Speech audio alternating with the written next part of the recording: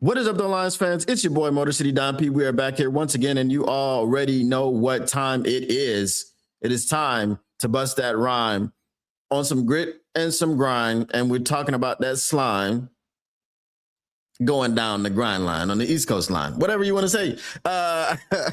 We got some things that we're going to talk about today. We're going to get into it. But before we do those things, we have to get the formalities out of the way, because you know that when you see me in front of your TV, number one, let me try that again. You know, when you see me in front of your TV, one thing's for certain, three things are for sure. Number one, the Motor City Cats are indeed back at it. Number two, we came to give you stats, not none of that static. Number three, perhaps the most important number of them all. Number three, want to make sure you keep your Lions news pragmatic. You may be asking yourself, how, Don, how, Mr. P, does one keep their Lions news pragmatic? Well, it's very simple. I'm going to tell you. You know I don't hide anything from you. Smash like button, subscribe, share it with your peoples. And once you've done those three things, in any order, you've done them in, you've indeed kept your Lions news pragmatic. And since we're talking about sharing, being caring, we're going to do something a little bit different this time. I want you to go grab your peoples, bring them to the stream and say, look at here. Look at here. He got beans, greens, potatoes, tomatoes, lambs, rams, hogs, dogs, beans, greens, potatoes, tomatoes, chicken. Beans, greens, potatoes, tomatoes, beans, greens, potatoes, tomatoes, beans, beans. You know. That's right, baby. We bringing the original back. You already know what it is. But, let them know. Sharing is caring. Once you let them know, I got beans, greens, potatoes, tomatoes, lambs, rams, hogs, dogs, chickens, you name it. Whatever else that you need, I got it. What up, though, everybody in the chat? What up, though, the people that are lurking, twerking, smirking, working, all at the same time? If you're doing anything else, it's freaky and it's illegal. It can land you a prison sentence. So if you don't know those things, just think. They rhyme with lurking. All right? Because, one of them is so cold in the D. How the F do we supposed to keep peace? What's all on a ninja mind is murking and doing time. So murking rhymes with lurking. It's also, you're going to do time. You understand what I'm saying? You're going to do time. What up to Zach J? What up to Irv Gotti and all the people that are going to be coming in here a little bit later? And it is time to talk about the Lions. The Detroit Lions had a visit. They had a visitor. And who was that visitor? None other than Jedrick Wills. And guys, I told you, I think it was last week. Shout out to Syndicate. Shout out to my guy, Lions Live 365. I was reminded today that I need to do the prospect videos. I told y'all I would do them. And I said, I'm going to tell you that I'm going to do them, because if I tell you, then that means I will have to do them. But I forgot to do them. So now we're going to start the series today. I'm going to do a segment. We're going to be breaking down somebody every day. Okay. I'm going to do a segment. We're going to make it a segment. I'm not really going to interact with the chat too much. It'll probably be, I don't know, 7 to 10 minutes, right?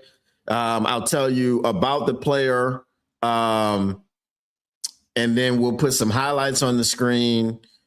And after that, we'll end the video segment thing, and then we'll talk about what you guys saw and what you thought, what was your opinion of that player. But before we do that, we are going to talk about a few people.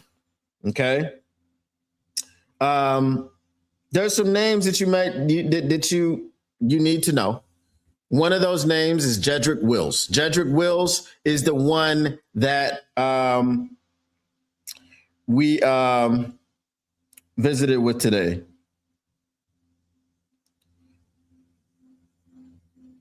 Hold on. All right, so Jedrick Wills is the one that we visited with today. If you've probably heard the name Jedrick Wills, you know he played for the Cleveland Browns. He's a former top 10 pick. He's only 26 years old. He's dealt with some injuries. He sat out, I believe it was all of last year, to recover from a knee injury, and I believe it was his decision. Listen, he said, "Are we starting with Davenport?" So Davenport is not eligible. These are draft prospects. Okay? These are draft prospects. So no. I believe it was his decision. I feel like it was a Kawhi Leonard type of situation where the team was like, "Oh, you're good to go," and he was like, "No, I'm not." So he sat out the entire year. So we'll get into it. I got some information about him. Shout out to Ron Renarski. We don't care about DJ Moore. I mean, it's good for your team. He was a locker room cancer, so you know. Jedrick Wills okay. I'm gonna give you because you lost, but I'm gonna bring you back. All right. All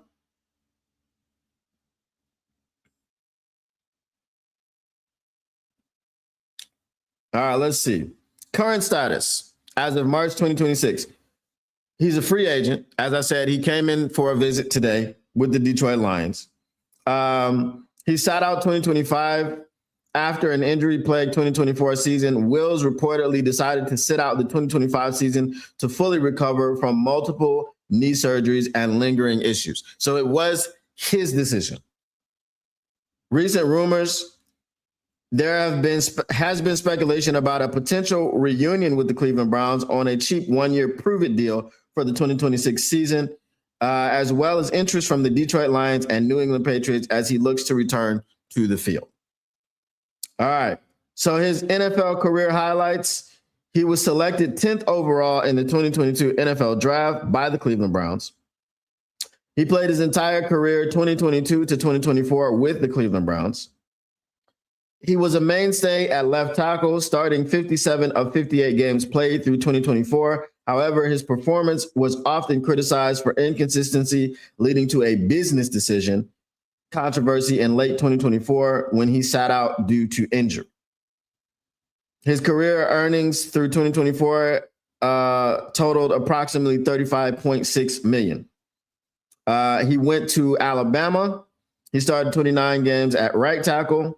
He was first team All SEC and second team All American in 2019. Protecting the blind side of Tua Tagovailoa, he allowed only one sack in his entire junior season. So this is Jedrick Wills. Okay. Here's what I think about Jedrick Wills. The injury thing is a concern. But if it's a cheap one-year prove-it deal for a backup tackle, I don't hate it. I don't really have too much to say about the injuries and make Marcus Davenport comparisons, because the Marcus Davenport comparison would be apples to oranges instead of apples to apples. And the reason that I say it's apples to oranges is because Marcus Davenport was the plan. Marcus Davenport was plan A. There was no plan B. Marcus Davenport was going to be the Skarsty to Hutch's Hutch.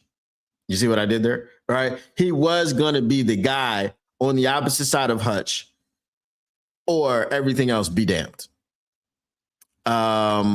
Even after he didn't play the first season, right? He played 2 games. Even after that, you brought him back on an incentive-laden deal and still didn't have really any viable options behind him. An incentive-laden deal, which was worth up to $4.75 million, which he probably got maybe $2 million out of, because it hinged on availability. It hinged on snaps on the field, right? He had to be on the field for a certain amount of a certain percentage of snaps and things of this nature. He had to be available for a certain amount of games. He had to do all these things, which he did not achieve. He played 8 games. Cool. Why did you not have someone else? AQM, cool. He was a practice squad guy that outperformed his contract in a contract year. We've never seen that before. They call it the contract year bump. This is foreign. It's never happened before. No other player has ever had a really, really good year when he was trying to get a really good, a big contract. I'm being sarcastic. I'm using my sarcasm font. But that was your backup plan. You really didn't have any backup plan. Jedrick Wills is the backup plan, which is why I don't really care too much about the injuries. I'm not going to pound the table for you to bring the guy in, but I'm also not going to be like really upset and telling you to fire Brad if he brings the guy in. And the reason is you just need a guy to sit behind Taylor Decker. You know Taylor Decker's going to miss snaps. You know Taylor Decker's going to miss games. And a former top 10 pick that you can get on a cheap 1-year prove-it deal, probably going to be incentive-laden, just like the Marcus Davenport deal. If you're talking about you were dealing with multiple knee injuries and trying to recover from multiple surgeries and other lingering issues, then I don't see you commanding too much money. If he goes back to Cleveland on a 1-year prove, like anywhere that he goes, it's going to be on a 1-year prove-it deal because he's going to have to prove that he can stay healthy. He's going to have to prove that he can remain on the field. He's going to have to prove that he's reliable. So if you said, all right, well, the guy's got to get back into football shape. He's got to get his feet wet, got to get some reps. He can do that in practice. He can do that in training camp. Hopefully, Taylor Decker makes it through training camp, without shoulder injuries flaring up or anything of that nature. So hopefully all those things happen and you don't really count on Jedrick Wills like you did on Marcus Davenport. I don't really have too much of a problem with it. Let's see what you guys got.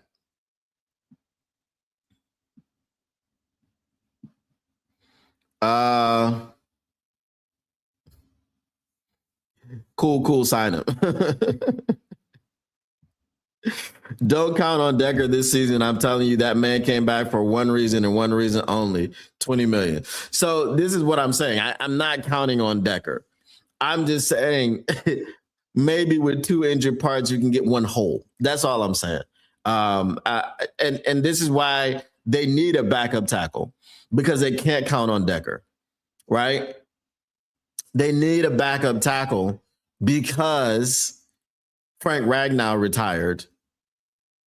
I know, guys, he's a center. There's probably going to be somebody not chatting who's going to run in here right now with like holding up the flag of you're wrong. I came here. Hear ye, right? The correctors are coming. No, brother. No, you're not correcting me.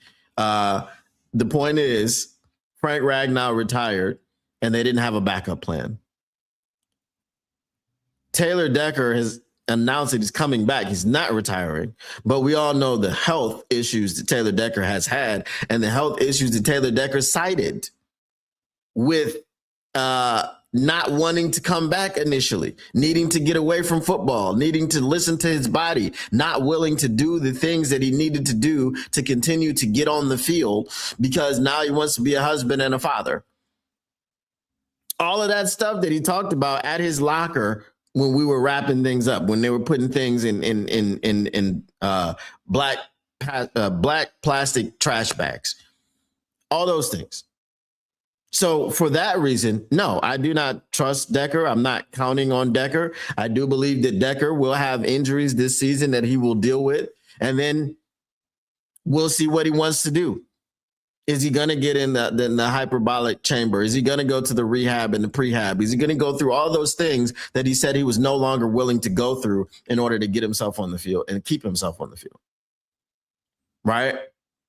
Is it going to be a quick stint on IR and he'll take some of that money and not all of it? Because it's probably going to be some injury guarantees or some lack thereof, right?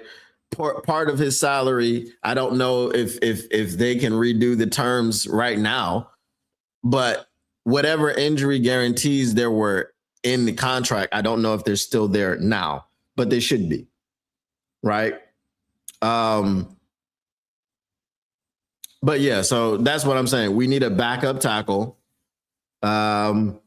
If Decker can make it through half the season, that's great. Then this other guy can take over and make it through the other half of the season, and then we can figure out what to do later. Brad has to make a move on the O-line. After that is Gray. Brad needs to make 2 moves on the O-line. The Decker comment was more for Brad Holmes because I don't want to hear his excuses. Oh. Well, Brad probably doesn't watch this show for sure. All right.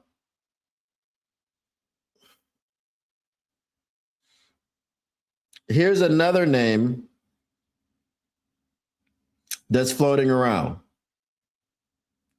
I think most of you are going to be familiar with this name. If you're not familiar with this name, you've been living under a rock for quite some time. He's an older gentleman. Think Bruce Irvin old, right? When you talk about this guy. All right. Let's see. This man's name is none other than Cam Jordan. Now, Cam Jordan doesn't necessarily have to come here. He has ties with the New York Jets. Do you think he's going to go to the New York Jets? He has ties with the Denver Broncos. Do you think Sean Payton wants him? I feel like if you're trying to go to where you're familiar, and it's Detroit, it's New York, and it's Denver, the most likely team to take you would be Detroit.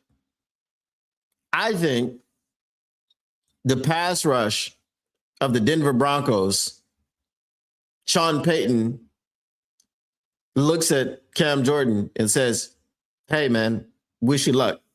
Are you retiring? Okay. The Jets, maybe. The Jets, maybe. It depends on a lot of factors. But they traded away quite a few pieces. So maybe it's a stopgap. I don't know. But let's look into it. So Cameron Jordan is currently one of the biggest stories leading into the new league year. After 15 seasons with the Saints, he is officially set to hit the open market for the first time in his career. 15 years, never been on the open market. Okay. Current status, March 2026, free agency bound. As of yesterday, March 5th, 2026, reports confirmed that Jordan, so that's it's today for you guys. It's yesterday for me. Reports confirm that Jordan and the New Orleans Saints have not reached an agreement on a new deal. His contract will automatically void next week, making him an unrestricted free agent. A resurgent 2025, despite being 36, Jordan silenced doubters who thought he was declining. He played all 17 games last season and recorded 10.5 sacks. His first double-digit sack season since 2021. The price tag, Jordan has stated he isn't looking for top dollar, but won't take another major pay cut like he did in 2025, where he played on a $6 million restructure deal. He wants to be valued. Okay, so give him $7 million. 2025 season stats, games played 17, sacks 10.5, total tackles 47, tackles for loss 15, forced fumbles 2.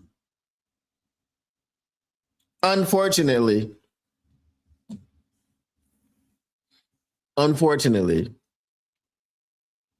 at the age of 36,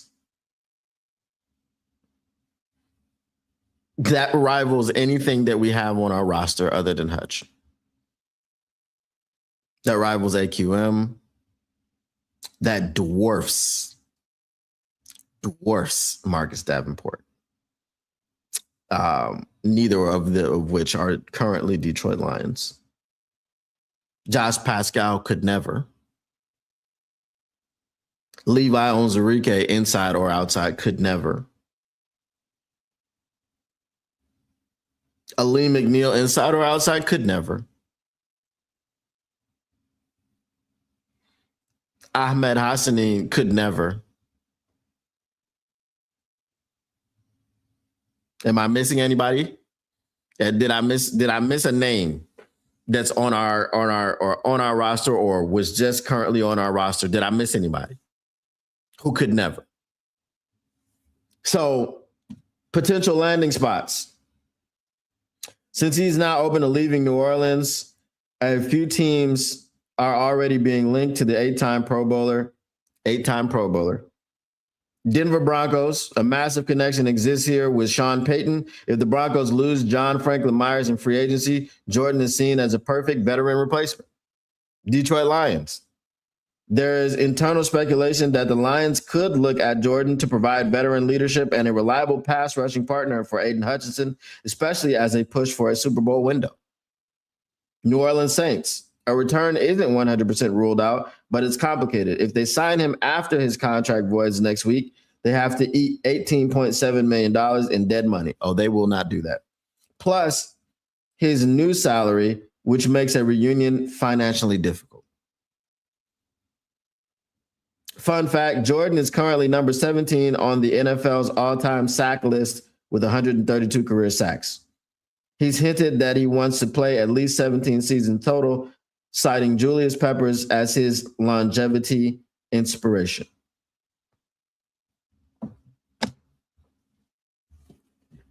Other than the age, bruh, signing a veteran should not preclude you from drafting someone. If you draft an edge rusher and you've signed Cam Jordan to mentor this edge rusher, and you've signed and you already have Aiden Hutchinson, who also can help this young rookie become a pro. I think that's a heck of a tandem to help shape and mold your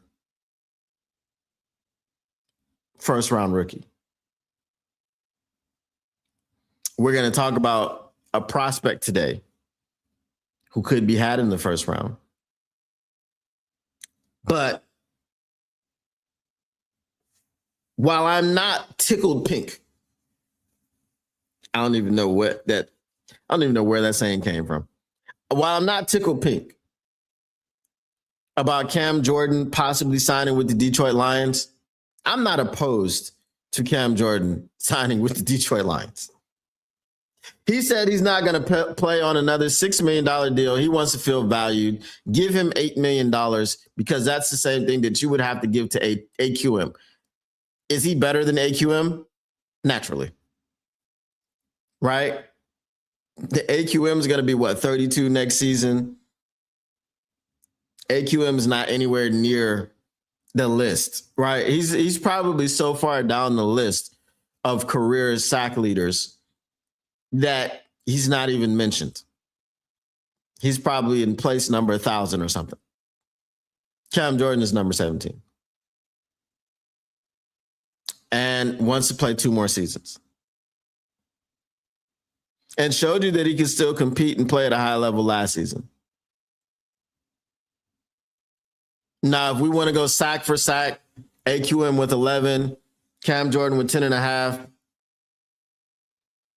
There's talk about Cam Jordan getting some layup and gimme sacks. And then there's talk about AQM having sacks in only 7 games this season, while in the rest of the 10, he did not. So I'm not going to say that I'm super opposed to Cam Jordan. Ron Warnarski, Adam Schefter came out today and said he would be very surprised if Mad Max wound up in Chicago. I'm just saying. Just saying.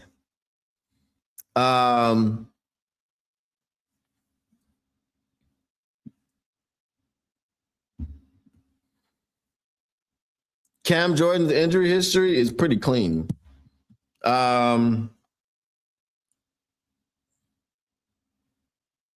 me see.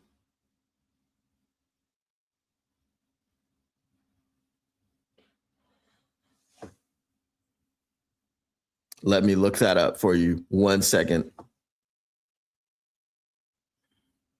So it says Cam Jordan is essentially the Iron Man of the NFL, but even a machine needs maintenance. His injury history is remarkably short for a defensive lineman with 15 seasons under his belt. Though age has finally started to show in recent years, the durability streak until late 2022, Jordan had never missed a game due to injury in his entire career. So from 2011 to 2022, that was 11 years. His only missed game in that decade plus span was in 2021 due to COVID-19 protocols. Recent injury timeline. While he still plays through almost everything, the last few seasons have been the most physically taxing for him. 2022, the eye game, week 11, he suffered an orbital eye injury against the Steelers. This caused him to miss the first game of his career, specifically due to an injury, ending an incredible 172-game Iron Man streak. 2023, lingering ankle issues. Jordan battled a nagging ankle injury for nearly the entire season. While he started all 17 games, the injury clearly hampered his explosiveness, leading to a career-low 2 sacks. He was essentially a 2-down player for much of the year. 2024, a left ankle surgery following the 2023 season. He underwent surgery on his left ankle in early 2024 to address the issues that slowed him down. He recovered in time to start all 17 games in 2024. 2025 midseason ankle scare. He fought through another ankle tweak in the middle of the 2025 season, but didn't miss a start. His production actually surged after finishing with 10.5 sacks and proving the surgery from the previous year had held up. So major past injuries. 2020, he had core muscle surgery after the 2019 season. It revealed he played the final 5 games, including the Pro Bowl, with an adductor muscle torn completely off the bone. He had surgery immediately after the Super Bowl and was ready for the next season.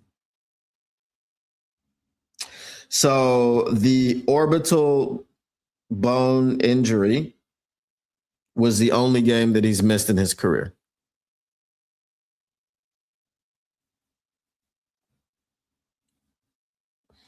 So when I said it's pretty clean, he missed 1 game. He's played for 15 years and he's missed 1 game due to injury and another game due to COVID.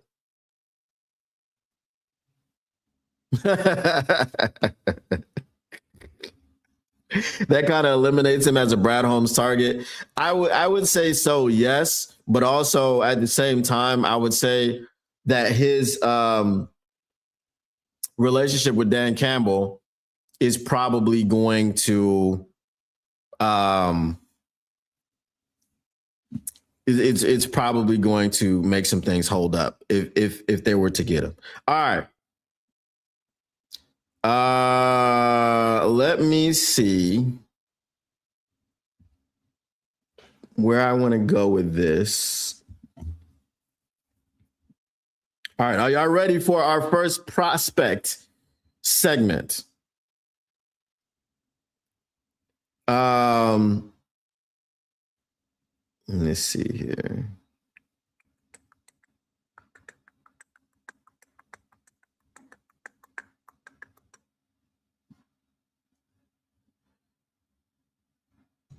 Where are we at?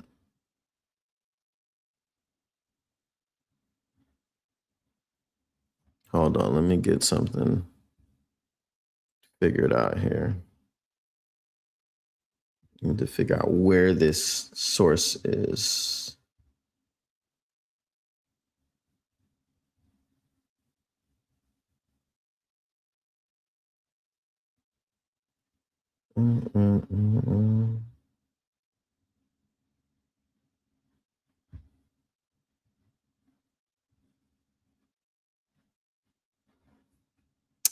Where is this source? Hold on.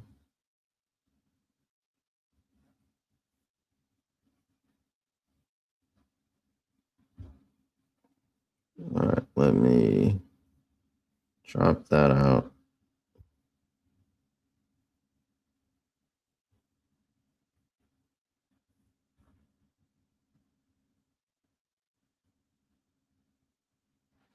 Okay. Okay. Because I don't want to be trying to find the source.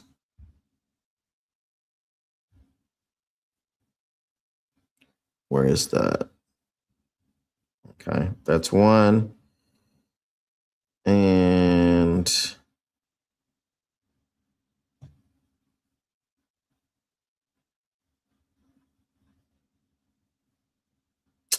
bro, what are we doing?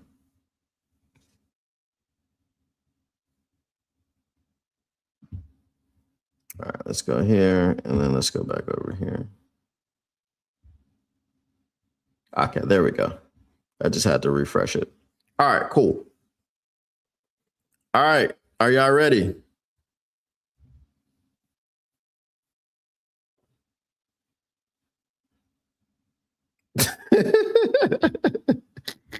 Shiv says that Cam Jordan signs with the Lions know they're gonna hit like 90s crack. Boy, I tell you. All right. Let's go ahead and get started with this series. All right. Let's do this thing. Okay.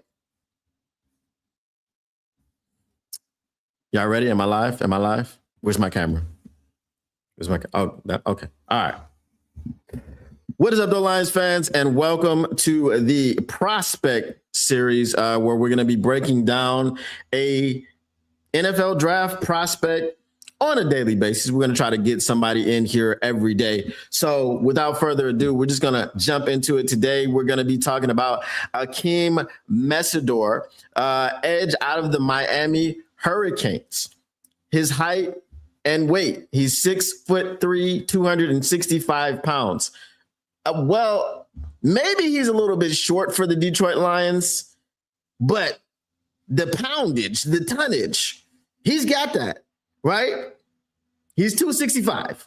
Marcus Davenport, who everybody knows and loves, the favorite Detroit Lions edge rusher ever. Marcus Davenport was 264 when he was coming out of college. Now, he was also 6'5", which 2 inches. Hey, listen, I'm going to say Akeem Mesidor has the height and weight combination for the Detroit Lions to consider him. Look, we'll leave it at that. Now, here's the biggest knock. He's a 6th-year senior. He will be 25 years old as a rookie. Whenever you say the name Akeem Mesidor, this is what always comes up, his age. They're like, oh, we're not going to be able to get another contract out of him. Listen, bro, just look at Trent McDuffie. Trent McDuffie doesn't have the age situation, but the situation with the Chiefs was like, we can have you for 5 years. We can get you your rookie contract. We can pick up your 5th-year option. And then when that time it's time to go, it's time to go. Wouldn't you rather have someone like Akeem Mesidor for only 5 years? Rather than thinking, oh, when we draft this dude, he's got to be here for 10. I don't think that that's what I want. Like, only 5 years is fine, okay? Because you're planning on winning Super Bowls, and that's what the thing is for. The Chiefs were very successful in that. They won 2, but they also have, they won 3, but they won 2 with Trent McDuffie. They also have a guy named Patrick Mahomes. I'll just leave it there. All right. He's from Ottawa, Ontario, Canada. Neighbor to the north. Bring him home. He's from Ottawa, Ontario, Canada, neighbor to the north. So he's familiar with the weather of Detroit. He might be familiar with Coney. He might be familiar with it. He might have been, coming back and forth. He's dropping down. It's okay. So, hey, that's a plus. All right. So the background and the production, Mesidor has had a long, highly productive collegiate journey. He broke out early as a freshman, All-American at West Virginia before eventually transferring to Miami. After missing nearly all of the 2023 season with a foot injury, he's injured. Brad Holmes. Hey, Akeem. Oh, Akeem. This is Brad Holmes. Are you ready to be a lion? I'm over here, detective. Right. So he returned with a vengeance in 2025, playing opposite Ruben Bain Jr. We're gonna do Ruben Bain a little bit later. Not today. But Mesidor was a first-team All-ACC selection and a Ted Hendricks Award finalist. He racked up 12 and a half sacks, 17 and a half tackles for loss, and 63 total tackles, finishing top 10 in the FBS in pass rush win rate. Again, we don't have anybody. Now, I know this was in college, but we don't have anybody else on the team currently who can do these things. Hutch, Jest, that's it. Ahmed Hassanin, get out of here, right? Never played a snap. We don't know what he can do, but I'm pretty sure it's not what Akeem Mesidor can do. This is a first-round draft pick, right? Probably. Something crazy happens, he can slide to the second, but first, most likely, right? Ahmed Hassanin was a sixth. Who else is under contract? Nobody. Okay, cool. All right. Now we're going to talk about his strengths for him from his scouting report. Elite pass rush toolkit. Elite pass rush toolkit. You're talking about guys like Keldrick Falk. Last year, you talked about a guy like Shamar Stewart, who didn't have a pass rush toolkit. He's got an elite one. We want to get to the passer. We want to sack the quarterback. You go with a guy who's got an elite pass rush toolkit. He's arguably one of the most technically refined rushers in the class. His bag of moves is incredibly deep. Swipes, arm overs, cross chops, push pulls, and club rips. He sequences his moves seamlessly, and if his initial rush is stonewall, he counters instantly without losing momentum. We talked about this last year. That's known as a, what was it again? A pass rush plan, right? Mike Tyson very famously said, everybody has a plan until they get punched in the face. Or was it the mouth? I think people confuse it. I think it was punched in the mouth. Well, he gets punched in the mouth, and then he's got another plan to counter it, right? He's going to throw a counter punch. You're not just going to punch Akeem Mesidor in the mouth and not get punched back. So, hey, I'm all for having a pass rush plan. I'm all for being able to get to the quarterback, because we numbers are deceiving. Yeah, we were fourth in sacks last season, but we also allowed the most time of any NFL team in the pocket. You got to make that make sense. It sounds like people were kind of running into sacks or just running out of time. You know what I mean? All right. First step explosiveness and bend. Mesidor gets off the ball in a hurry. He has fantastic ankle flexion and cornering ability, allowing him to dip under offensive tackles and flatten his path to the quarterback. Relentless motor. He simply does not shut off. He plays with a fiery competitive toughness, constantly working to the ball and making backside pursuit plays in the run game. If this is not a Dan Campbell guy, I don't know what a Dan Campbell guy is. If Akeem Mesidor, what you're telling, he's got first step explosiveness, crazy bend, and for whatever reason, that's not enough. It's not the God-given ability that he has. It's not that he's got a freaking high motor. Who do we want in here? Max Crosby. Max Crosby's got all that too. High motor, everything. Now, am I telling you that Akeem Mesidor is going to be Max Crosby? Who knows? We know who Max Crosby is. We know what Max Crosby is. We don't know what Akeem Messidor is on the NFL level. We do know it on the college level. So to have a guy that has all of this stuff like James Houston, right? There were questions about James Houston's motor and, attitude and character. There were questions, right? But this is a Hutch type of guy. He's got the bend, got the explosiveness, and he's got the motor that won't quit. I'm sorry. Having two Hutches, again, not saying that he's going to be Hutch or better than Hutch, but I think his floor is slightly not as good as Hutch. I really don't think that you could go wrong with Akeem Messidor. Again, if you want to pair him and Hutch together for 5 years, if you want to have Hutch on your team for 15 years and you want to have Akeem Messidor on there for 5, that's cool. I don't care. But maybe he does the Cam Jordan thing. Maybe he does get a second contract and just keeps playing at a high level all the way up until he's 40 because Cam Jordan's still doing it at 36. I don't know. It could happen. What else do we have? Alignment versatility. While primarily an edge rusher at his current weight, his natural leverage and power allow him to kick inside to a 3 technique alignment on obvious passing downs to exploit slower guards. If you're telling me that this man is not exactly what the Detroit Lions want, I'm going to tell you I no longer know what the Detroit Lions want. You've got a guy that can kick inside and rush the passer from the 3 tech. They were trying to kick dudes outside who were 3 techs and rush the passer from the edge. What are you talking about? This is a match made in heaven if I've ever seen one.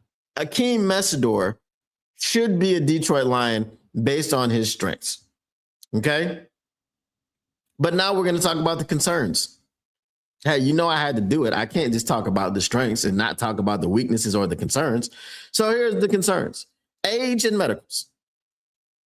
Age, maybe that's a concern. Medicals, hello. This is Brad Holmes knocking. Okay? Medicals don't mean anything to me.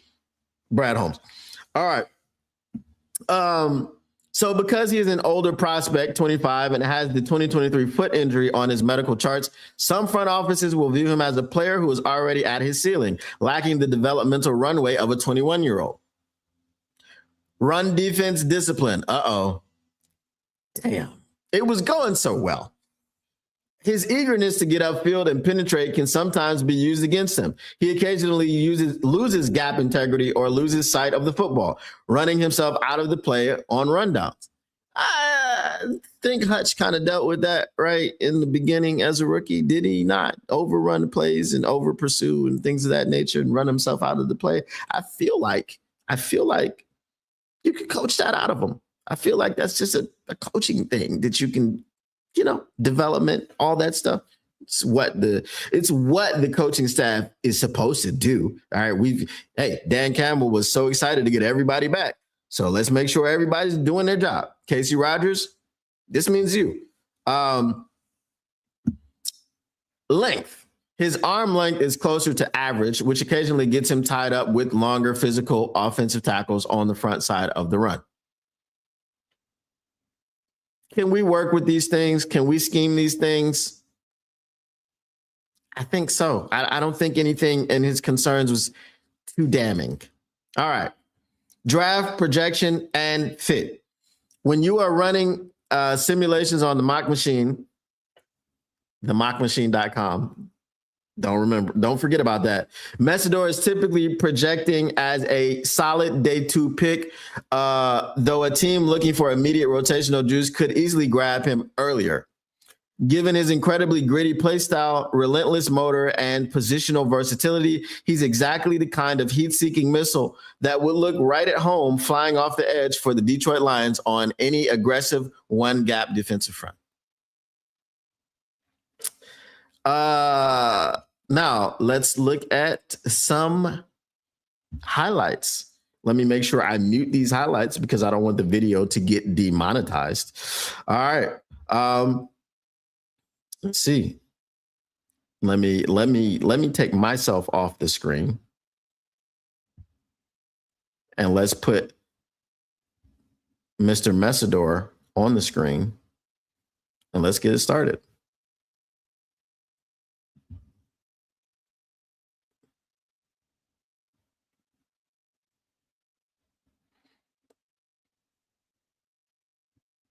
I mean, who's 71? He just got abused. All right. Now you can see the relentless motor there, right? That's probably a holding call. Okay, sticks his nose in there on the run. Look at that pursuit. Where are you going? I mean, this guy's motor is crazy. He's like the Tasmanian devil. What are we talking about? What are we even talking about? Watch this, watch this, watch this. Where's he at? Not giving up on the play. What are we doing over here? Again, I'm over here. Where are you? I'm still coming. You're going to see me. You have to see me. This is what Akeem Messidor is saying. You have to see me. I'm going to be there. Just wait. I'm coming back for more. I'm coming. Like, bro, harassment. Someone should have this man arrested for harassment. He is harassing quarterbacks. We do not have this. Outside of Aiden Hutchinson, where is this? Look at this.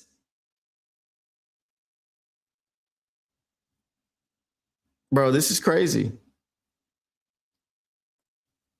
This is crazy work right here. I am now officially a fan of Akeem Messidor. I'm pounding the table for an Akeem Messidor.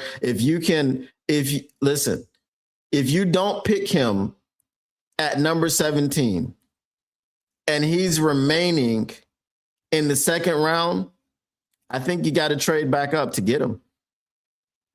Do you trade back into the first round to get him? Only if you're going to go offense. If you're going to go offense with your 17th pick, if you're going to take a tackle like a Proctor or I always forget this dude's name. Monroe Freeling. Like, it just escapes me. Look at this man. I mean, it's like an addict. He's addicted to getting to the quarterback. I mean, and everybody at PFF loves pressures, right? All of these pressures. Look at this. I mean, he's out. He's all over the field. Bro, I'm sold. I'm sold. And I know I'm going to be sold on a lot of prospects as we do this series. But, I mean, that's pretty much a wrap. Yeah, so that's what we got on Akeem Messidor. I'm not going to play the whole highlight clip. I think you got it. I think you saw what it was. Akeem Messidor, ladies and gentlemen, what do you guys think? Let me know in the comments below. Appreciate you watching this video, and I hope you join me for many, many more. Once again, the Motor City Cats R&D back at it. We came to give you stats, none of that static. Whatever you do, make sure you keep your Lions news pragmatic. And we are out. Peace.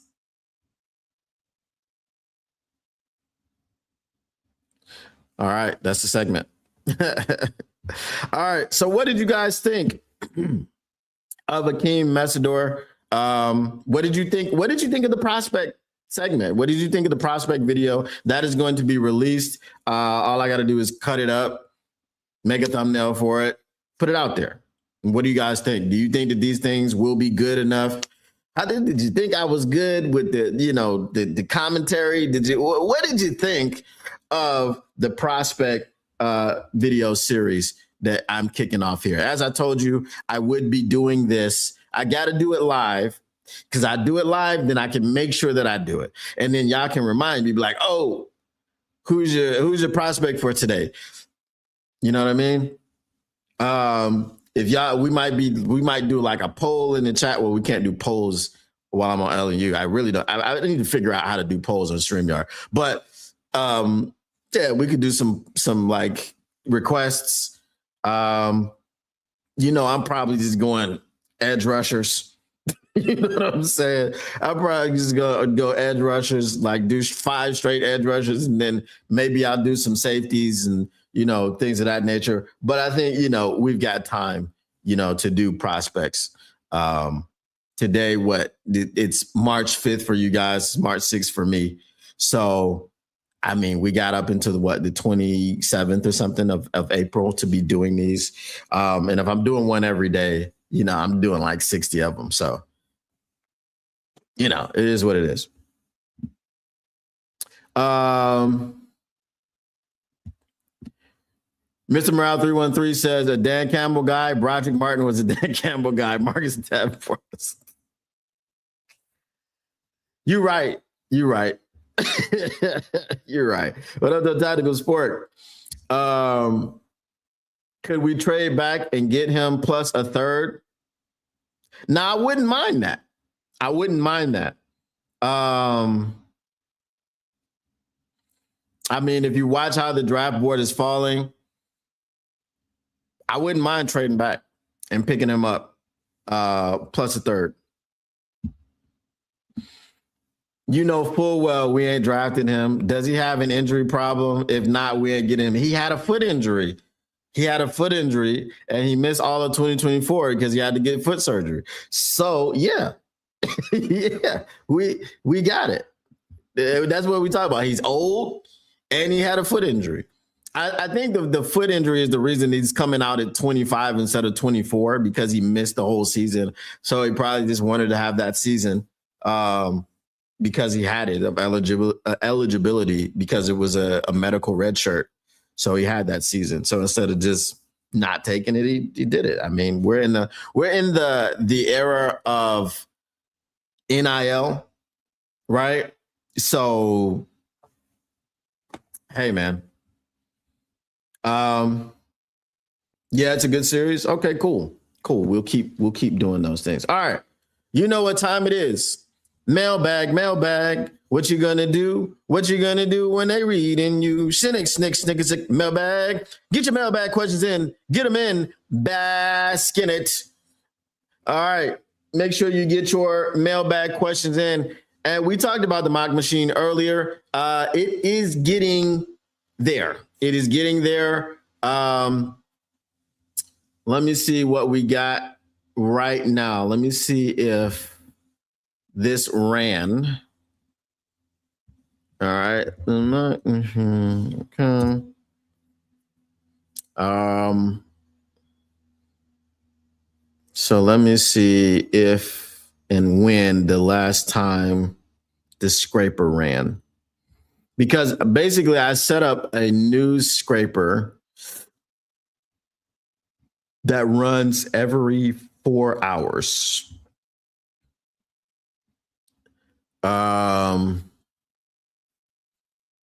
So let me go back to this and see when the last one ran. All right, let's see. Oh, the last one ran 4 minutes ago. So, oh no, sorry, not 4 minutes ago. It took 4 minutes and 18 seconds. The last one ran about an hour and a half, hour and 15 minutes ago. So it is doing its job. Let me see what it came up with. Let's see. Let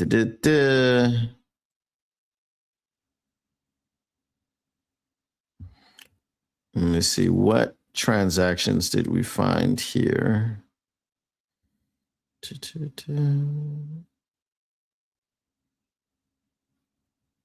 All right, so I found 9 transactions an hour and 15 minutes or hour and 30 minutes ago. What did it find from Twitter? Found one relevant tweet from Adam Schefter, 2 relevant tweets from Rap Sheet, 3 relevant tweets from Tom Pelissero, 3 relevant tweets from Mike Garafolo. 8 relevant tweets from Field Yates. I'm sorry. 0 relevant tweets from Field Yates.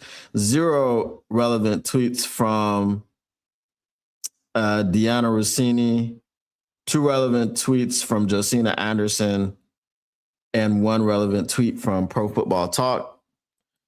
And let me see. What transactions? Found 3 transaction rows to process. Think there was no necessary update for the. No way the Chargers have $99 million in cap space. I guess. I mean, you could.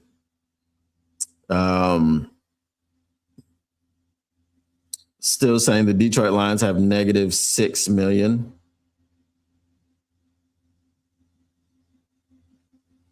Right. So there you go. It's doing its job.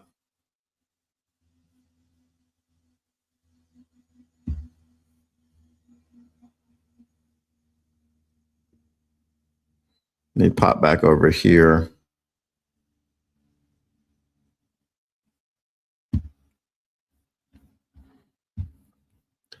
All right. Mailbag. So still no contract restructuring. You ready to re-sign Davenport? No. Listen, bro.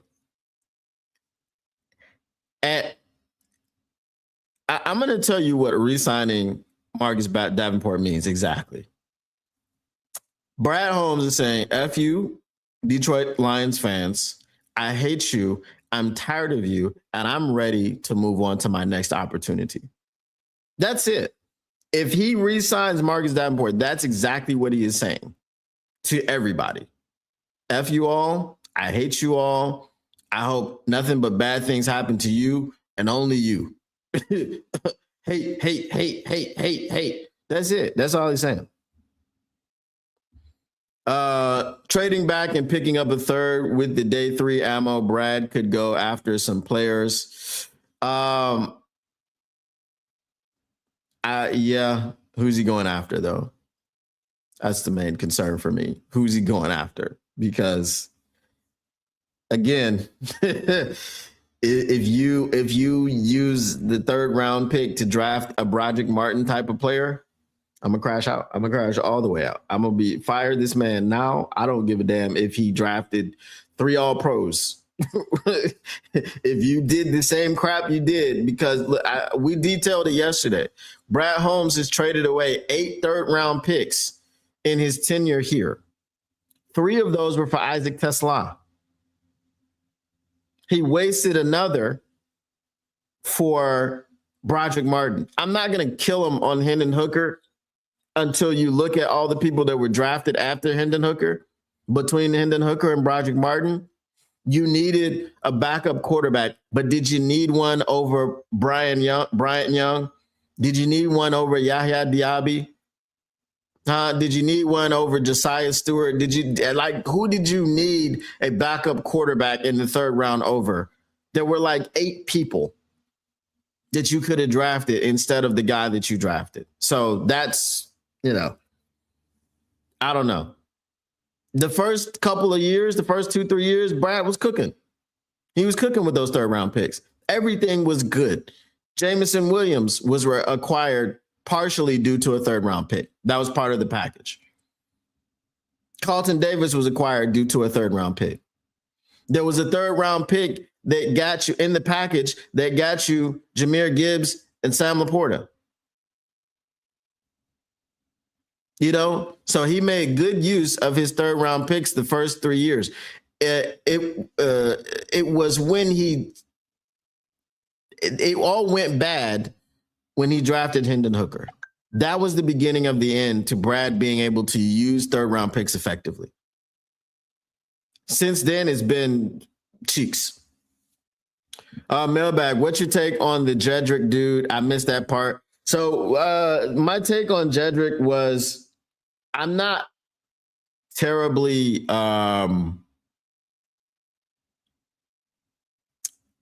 I don't really care too much either way about Jedrick. Jedrick has an extensive injury history, but my thing with that is because Taylor Decker is here and because basically it's going to be two halves making a whole. You hope that each one of those guys can play half a season, and it's not the same half, right? Taylor Decker inevitably is going to deal with injuries. Jedrick Wills will be brought in as a backup. He'll be on a 1-year prove-it deal, and hopefully, because he sat out the entire season last year, didn't play at all. Hopefully, he was able to fully recover from those knee injuries and things of that nature. So, if you get a cheap 1-year prove-it deal, he's a backup. He's not slated to start. He's not someone that you're counting on, right? He's going to spell, and I don't even think spell is the right word. He's going to fill in to Taylor Decker when he's missing snaps, when he's missing games here and there. He'll allow Taylor Decker to rest and not have to practice and all these other things. So I think it's fine. It's not a needle move. It's also not a move that I'm going to be so upset with Brad for making. So it's fine either way for me. Melvin is going after Davenport. That would be Keldrick Falk. But stay tuned for the Keldrick Falk video. I don't know if I'm going to do that next. I'm not excited about Keldrick Falk, so I don't know. I don't know if I'll do that one tomorrow. Trade for AR with that fourth you got, and then go defense with those first two picks. Is AR Anthony Richardson? Why would you waste a fourth round pick on Anthony Richardson? Maximum a 6th rounder is what Anthony Richardson. Anthony Richardson, who's just going to come in here and be a running back that snaps the football. That's the guy you want to give up a 4th round pick for? Your rushing attack would be crazy, but that's going to be obvious rushing downs. 3rd and short, 4th and short. He's not going to be on the field 1st down, 2nd down, and depending on who you get to replace David Montgomery. I mean, I wanted them to get Jalen Milroe for exactly the same reason, right? Push tush merchant. Be able to get the 3rd down. You're running like you got Jalen Milroe out there. You could run the option on 3rd down. You got Jalen Milroe, you got Jahmyr Gibbs, and now at the time it would have been David Montgomery. You could put all 3 of those dudes out there, and they'd be like, if you can stop us from getting a yard with these 3, fine. Good on you. Not sure anyone wants AR. I don't want a QB that takes himself out of the game. And again, that's, as I said, push tush merchant. That's all. He's going to be a specialist coming in. He's going to be our short yardage back, quarterback. You know what I mean? 3rd is a bad word on this pod. But it could be a good word if Brad would just get his stuff together. Brad's 4th round picks haven't been good for about 2 years, but his 3rd round picks. But a 4th round pick is too much to give up for Anthony Richardson. Anthony Richardson is cheeks. He's not a good quarterback. So, I mean, we're talking about a guy that comes in and it's going to be a run because he can't do anything other than that. Because he's not a good quarterback. We need a backup. So what's the difference between Kyle Allen and Anthony Richardson? And I'm being real with you. If Jared Goff goes down, how many games do you expect to win with Anthony Richardson over Kyle Allen? Anthony Richardson's not good at quarterback. Just because he's black and he's athletic doesn't make him a good quarterback, right? So, okay. All right. And he's also got injury problems. I didn't say so. As a quarterback, do you think Anthony Richardson is better than Kyle Allen? Kyle Allen is a more accurate thrower of the football. Kyle Allen's going to be able to get Amon-Ra St. Brown the football. He's going to be able to get Jameson Williams the football. He's going to be able to get Sam Laporta the football consistently. Is Anthony Richardson going to be able to do that? That's my question. If you can say yes, I've got some beachfront property I'd like to sell you in Alaska. Mailbag, would James Conner be a good replacement for Monty? Depends on the price, but yes. It depends on the price. Because he can't read a defense, he can't throw the football accurately. I'm sorry. And Kyle Allen is no. So here's the thing. Kyle Allen's not good either. But at reading a defense and throwing football accurately, Kyle Allen's better at that. We're cooked either way. So if we're looking for a backup quarterback that could right the ship, it's not going to be either Kyle Allen or Anthony Richardson. Anthony Richardson at this point is a specialist player. He is a specialist. He is a third and short back. He's a fourth and short back because Dan Campbell loves to go for it on fourth down so much. That is the value that Anthony Richardson would have on this team right now. I'm just being real with you.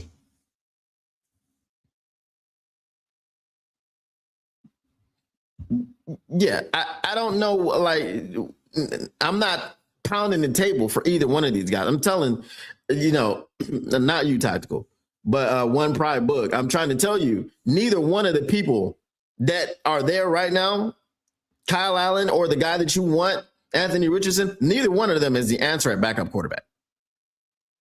I would rather draft a quarterback in the fourth round than to take Anthony Richardson with a fourth rounder. And this quarterback could be mobile. He could be immobile. I don't care. Most quarterbacks right now, most quarterbacks in this day and age, regardless of skin tone, are athletic, right? Everybody can move a little bit. JG is the last of a dead breed. It's not a dying breed. It's a dead breed. Okay. There's no more JGs out there. Tyler Shuck can move. So Anthony Richardson for a fourth is crazy. Why would we do that? Anyway, y'all, I'm gonna go ahead and get out of here so I can cut up this video and make sure that I get it ready for you guys and make sure I get it uploaded in the next 30 minutes or so.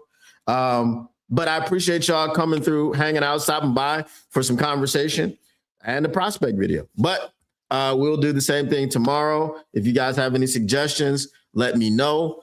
If not, I'll just probably do TJ Parker, somebody like that. How about it? All right. Once again, the Motor City Cats R&D back at it. We came to give you stats, not none of that static. Whatever you do, make sure you keep your Lions news pragmatic. And we are out. Peace.